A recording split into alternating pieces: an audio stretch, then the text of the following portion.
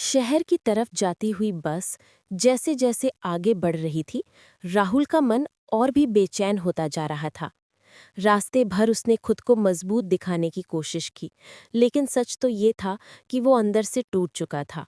गरीबी ने उसे समय से पहले बड़ा बना दिया था, इतना बड़ा कि उसके अंदर बचपन भी कहीं गुम हो गया था। बस से उतरकर राहुल सीधे ईंट भट्टी पहुंच गया। आज उसे मजदूरी मिलने की कोई गारंटी नहीं थी, लेकिन उसके पास रुकने का विकल्प भी नहीं था। घर में पूजा की पढ़ाई, माँ की दवाई, पुराना उधार और आने वाली ठंडी का मौसम सब उसकी कमाई पर टिका था। भट्टी के मुंशी ने उसे देखा और हल्के से मुस्कुराया, जैसे वो किसी गरीब की मजबूरी का मजाक उड़ा रहा हो। आ गया फिर तू? अभी तक गरीबी नहीं गई तेरे घर से? उसने हंसकर कहा। राहुल ने कुछ नहीं कहा, बस चुपचाप खड़ा रहा। गरीब आदमी जवाब नहीं दे सकता, क्योंकि उसके पास गुस्से से ज्यादा जिम्मेदारियां होती है।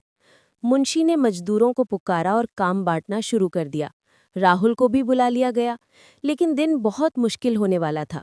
आज काम थी ईंटें ढोने की, कड़ी तपती ईंटें जो हाथों की खाल तक उधेर देती है। उधर गांव में शाम ढलने लगी थी।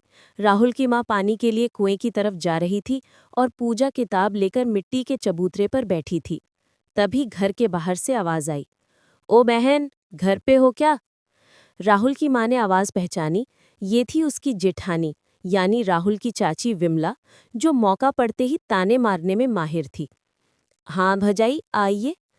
राहुल की माँ ने दरवाजा खोला। विमला अंदर आई और इधर उधर ऐसे देखने लगी जैसे गरीबी देखकर उसे खुशी मिलती हो। अरे अरे, अभी तक घर की ये हालत ही है। सोचा था कोई तरक्की होगी, पर लगता है किस्मत में ही नहीं है, वो बोली। राहुल की माँ मुस्कुराई, लेकिन ये मुस्कान मजबूरी थी। समय ही खराब चल रहा है भौजाई, ऊपर वाला चाहेगा तो सब ठीक होगा, उसने कहा। विमला ने हंसते हुए कहा, अरे ऊपर वाला भी उसी की मदद करता है जो मेहनत करे। ये तेरा राहुल तो दिन भर मजदूरी करता है, मजदूरी से कभी घर चलते हैं क्या? पूजा ने ये सुना तो उसकी आंखों में आंसू आ गए, लेकिन उसने सिर झुका लिया। उसे ये ताने रोज सुनने की आदत थी। विमला फिर बोली, और सुना, तेरी लड़की पूजा अभी भी पढ़ रही है? अब एक गरीब के घर की लड़कियां पढ़ाई नहीं करती, घर चलाती है। शादी के लिए पैसा जोड़, पढ़ाई से क्या फायदा? अब राहुल की माँ चुप नहीं रह सकी। उसने कहा, भले ही गरीबी हो, पर मेरे बच्चों के सपने नहीं टूटेंगे। पूजा जरूर पढ़ेगी। विमला ने तीखी हंसी हंसते हुए कहा, हाँ, चला ले अपने सपने को। सपने गरीबों को शोभा नहीं देते। कल जब लोगों के सामने माथा फटकती फिरोगी ना शादी के लिए, तब समझ आएगा। और ये कहकर वो चली गई, लेकिन दिल में जहर छोड़ गई। पूजा चुपचाप माँ के पास आई और बोली, माँ, मैं स्कूल नहीं जाऊंगी, लोग हंसते हैं हमारे ऊपर। माँ ने उसका चेहरा पकड़कर कहा, बेटी, गरीबी कोई शर्म नहीं होती, हार जाना शर्म होती है। तू पढ़ेगी, चाहे दुनिया कुछ भी कहे। लेकिन माँ खुद सोच में डूब गई। क्या सच में सपनों का कोई हक गरीबों को नहीं होता? ये सवाल उसे रात भर सोने नहीं देगा। बारिश को थमे 2 दिन हो गए थे, मगर कच्चे घर की दीवारों पर टपकता पानी अब भी गीला था। आंगन में मिट्टी फिसलन भरी पड़ी थी और टूटी छत के नीचे एक कोने में परिवार का बिखरा सामान रखा था। भीगी हुई लकड़ियां अब भी चूल्हे में धुआं छोड़ती थीं। आसमान में बादल अब कम थे, मगर रामू के घर पर छाया अंधेरा अभी भी गहरा था। गरीबी का अंधेरा, मजबूरी का अंधेरा, लड़ाई का अंधेरा। सुबह का समय था। रामू हाथ में गाय की रस्सी लिए खड़ा था, खाली जेब, रूखा चेहरा और टूटा मन। मिट्टी की दीवार पर सिर टिकाकर वो सोच रहा था, क्या इंसान की किस्मत भी कभी बदलती है, या गरीब को बस दुख ही लिखा होता है? पीछे से उसकी पत्नी मीरा की आवाज आई। मीरा, क्या सोच रहे हो रामू? रामू ने धीरे से कहा, कुछ नहीं, बस ऐसे ही। ऐसे ही नहीं, अंदर कुछ तो टूट रहा है तुम्हारे। बताओ, मुझे बताओ, मैं तुम्हारी औरत हूं, तुम्हारा दर्द नहीं समझूंगी तो कौन समझेगा? रामू ने मुस्कुराने की कोशिश की, मगर मुस्कान आई नहीं। कुछ नहीं मीरा, बस जिंदगी थोड़ी भारी हो गई है। छत भी टूट गई, कर्ज भी सिर पर खड़ा है, और ठाकुर रघुनाथ की धमकी भी। मीरा ने उसकी बात बीच में ही काट दी। कोई बात नहीं, घर टूट गया तो क्या हुआ, हिम्मत तो नहीं टूटी ना, हम फिर खड़े होंगे, दोबारा बनाएंगे सब। रात भर बारिश होती रही। आसमान ऐसा बरस रहा था मानो किसी ने बादलों का घड़ा ही फोड़ दिया हो। गांव की कच्ची गलियों में कीचड़ भर गया था। खेतों के रास्ते में पानी की धाराएं बह रही थीं और दूर तालाब के किनारे लगी मिट्टी धीरे धीरे ढह रही थी। गांव के कोने पर बने एक छोटे सी कच्चे घर के बाहर बारिश की बूंदें टप टप टप गिर रही थी। अंदर चूल्हे की आंच धीमी पड़ चुकी थी क्योंकि लकड़ियां भीग चुकी थीं। उसी घर में रहती थी सीमा, एक साधारण सी कम बोलने वाली लेकिन बहुत मजबूत दिल की औरत। शादी को 5 साल हुए थे, मगर उसने आज तक कोई शिकायत नहीं की थी दुनिया से, न गरीबी से न किस्मत से। उसने पुराने से तिरपाल को दरवाजे पर टांग रखा था ताकि बारिश का पानी अंदर न आए, लेकिन हवा इतनी तेज चल रही थी कि तिरपाल बार बार उड़ जाता। सीमा उसे थामने की कोशिश करती। तभी पीछे से किसी बच्चे की रोने की आवाज आई। माँ! वो जल्दी से अंदर भागी। उसका बेटा सोनू, जो मुश्किल से 4 साल का था, डर के मारे कांप रहा था। छत की मिट्टी बारिश की धार से टपक रही थी और बिस्तर भीग चुका था। सीमा ने तुरंत उसे अपनी गोद में उठा लिया। डर मत सोनू, मैं हूं ना, कुछ नहीं होगा, उसने उसे सीने से लगाते हुए कहा।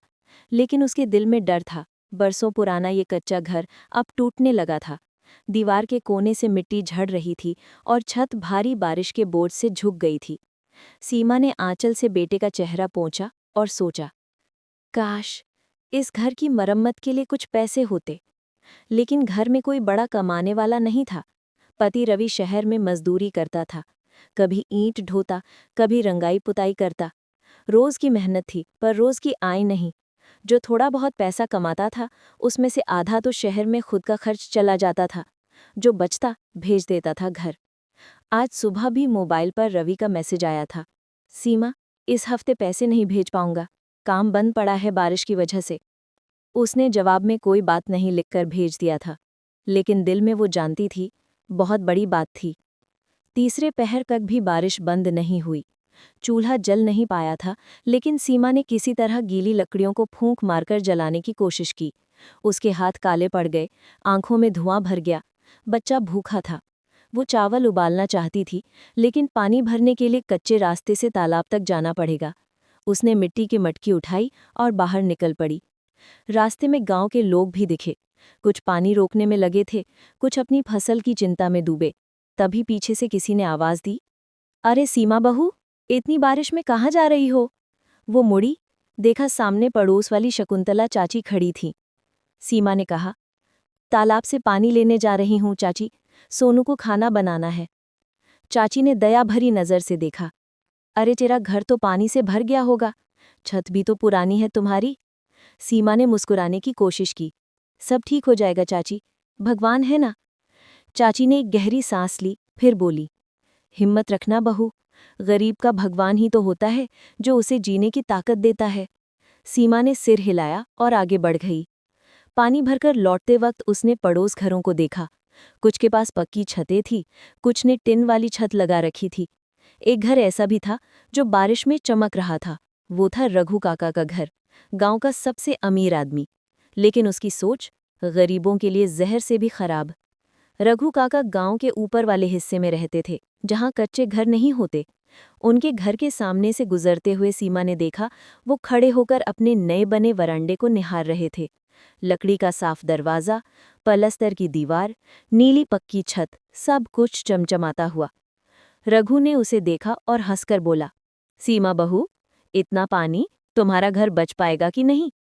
सीमा ने कुछ नहीं कहा, वो चुपचाप वहां से निकल गई। उसे जवाब देने की आदत नहीं थी, क्योंकि उसे अपने हालात कर शर्म नहीं थी, लेकिन दूसरों को सफाई देने की जरूरत भी नहीं लगती थी। जब वो घर पहुंची तो देखा छत का एक हिस्सा अंदर गिर चुका था। वो चौंक गई, कपड़े भीग चुके थे, खाने का अनाज मिट्टी में घुलकर खराब हो चुका था। सोनू को उसने घर के बाहर बैठा दिया। आंधी अभी भी चल रही थी। उसने छत को बांस से सहारा देने की कोशिश की, लेकिन उसकी ताकत कम पड़ रही थी। तभी पीछे से किसी ने आवाज दी, दीदी, मदद करो। वो मुड़ी। ये मोहन था, गांव का 12 साल का अनाथ लड़का, जो कभी कभी उसके घर के छोटे मोटे काम कर दिया करता था। सीमा बोली, मोहन, जरा ये बांस पकड़ ले, छत गिरने मत देना। दोनों ने मिलकर किसी तरह कीचड़ और पानी को हटाया, छत को सहारा दिया। कुछ देर बाद बारिश हल्की होने लगी, लेकिन हवा अभी भी चल रही थी। मोहन ने देखा कि सीमा की आंखों में नमी है, फिर भी वो टूट नहीं रही। उसने धीरे से पूछा, दीदी, आप रो क्यों नहीं लेती? सीमा ने हल्की मुस्कान के साथ कहा, रोने से कुछ बदलता नहीं मोहन, काम करने से बदलता है। लेकिन उस दिन सीमा ने मन में एक फैसला कर लिया था। अब वो सिर्फ जिंदगी को सहन नहीं करेगी, अब लड़ेगी भी। उसने सोचा, अब चाहे कुछ भी हो जाए, मैं अपने बेटे और अपने घर को इस तरह टूटने नहीं दूंगी। यही फैसला उसकी जिंदगी की सबसे बड़ी शुरुआत बनने वाला था।